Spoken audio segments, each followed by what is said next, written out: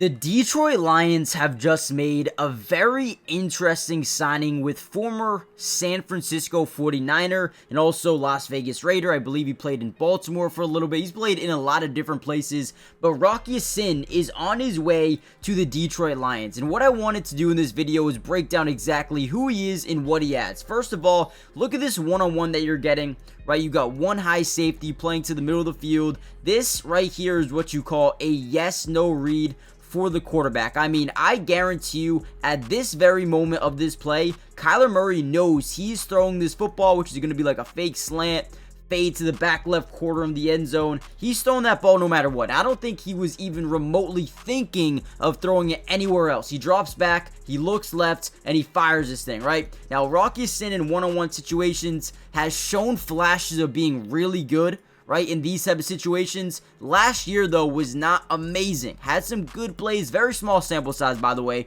In 2024, only played in about 54 snaps, or 63 total snaps this season. But I like the consistency that he has shown over his career when it comes to coverage. He's been a good cover corner, but he's been unreliable in other areas. For example, run defense, he's not been someone that you're gonna love, but in coverage, he's always decent. He's not someone that's gonna be a day one starter. Don't get me wrong.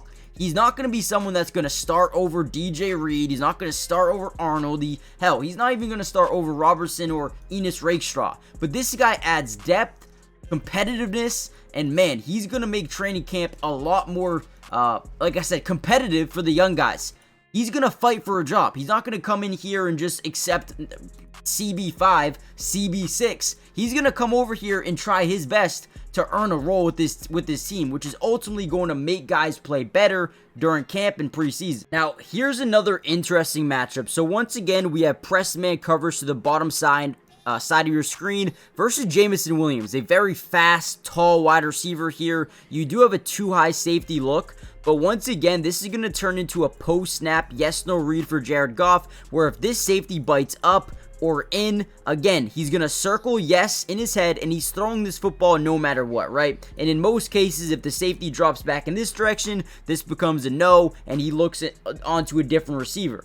But you'll notice as this play snaps, the first thing Jared Goff is going to look at here is to the right. He's going to scan left, and he sees this safety bite down because he looked in this direction, right? So once he sees that safety play in the middle of the field, he loads up, and he takes his shot down the field versus Rock Ya-Sin. Now again, to keep up with Jameson Williams here, get that hand into the catch radius. Now he does create separation, don't get me wrong, right? Rock Ya-Sin is not as fast as Jameson Williams, but again, does a great job getting that hand into the catch radius and disrupting the catch point of JMO. These are the things that I like about him. Again, do not get my words mixed up. Do I like the signing for Detroit? Yes, they needed depth. Do I think he's a day one starter?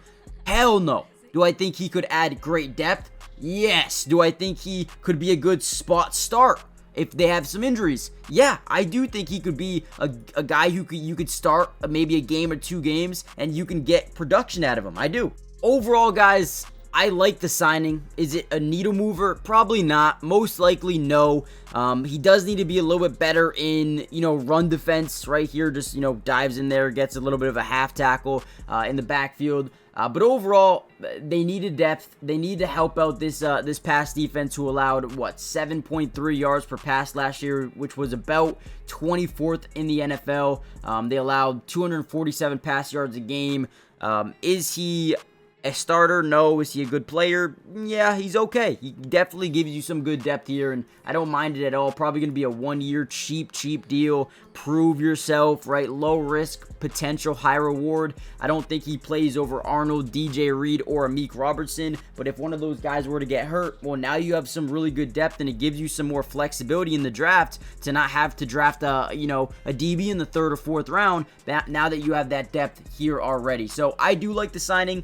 Not a needle mover by any means, but definitely something that can help them down the line. He might not even make the team. So limit your expectations. Let me know what you guys think, and I'll see you in the next one. Hit the like button, subscribe, join the family. See you soon.